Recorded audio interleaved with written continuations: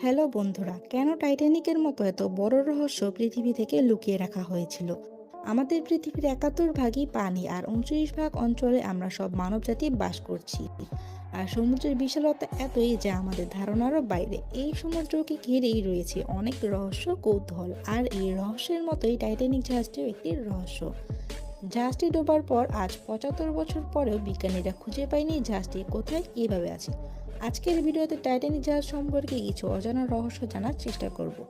ভিডিওটি শুরু করার আগে আমাদের চ্যানেলটিকে সাবস্ক্রাইব করে পাশে থাকুন। টাইটানিক একটি বিলাসবহুল যাত্রীবাহী জাহাজ ছিল যা ১৯১২ সালে প্রথম সমুদ্রযাত্রায় হিমশৈলের সাথে সংঘর্ষে ডুবে যায়। এতে ১৫০০ জনের বেশি লোক মারা যায়। এই জাহাজে থাকা ১৯০০ টন কয়লার জন্য ৪০০ টন অ্যাশ উৎপন্ন হতো। টাইটানিক জাহাজটি এডিনসপুর করা বা অটোটিক জাহাজ নামে পরিচিত ছিল। এটি হোয়াইট স্টার লাইন কোম্পানির মালিকানাধীন ছিল এবং আয়ারল্যান্ডের বেলফাস্টে নির্মিত হয়েছিল। টাইটানিক ডুবে যাওয়া আধুনিক ইতিহাসের সবচেয়ে বিখ্যাত ট্র্যাজেডিগুলোর মধ্যে একটি, এবং এটি অনেক শিল্পকর্ম ও পাণ্ডিত্যের বিষয়ও রয়েছে।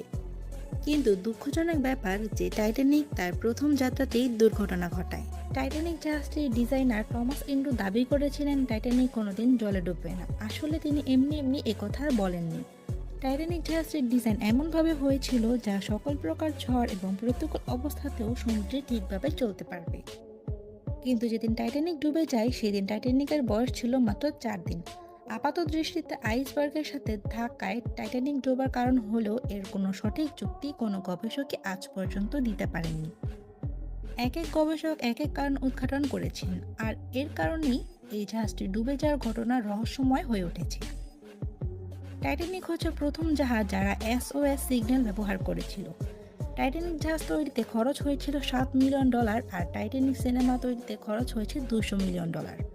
টাইটানিক মুভিটি প্রথম ৩ দিনে ইনকাম করেছে প্রায় $১১০ মিলিয়ন, যা ভারতীয় অঙ্কে ১১০০ কোটি রুপির সমান।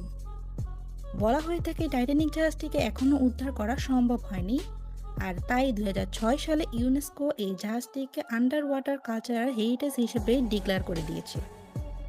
শুধু তাই নয়, সামুদ্রিক মাছ এটি তাদের বসবাসের স্থান বানিয়ে ফেলেছে। তাই এই জাহাজটি যদি বহুদিন সমুদ্রের তলদেশে টিকে থাকতে পারে, তাহলে ভবিষ্যৎ প্রজন্ম এই জাহাজটির রহস্য সম্পর্কে জানতে পারবে।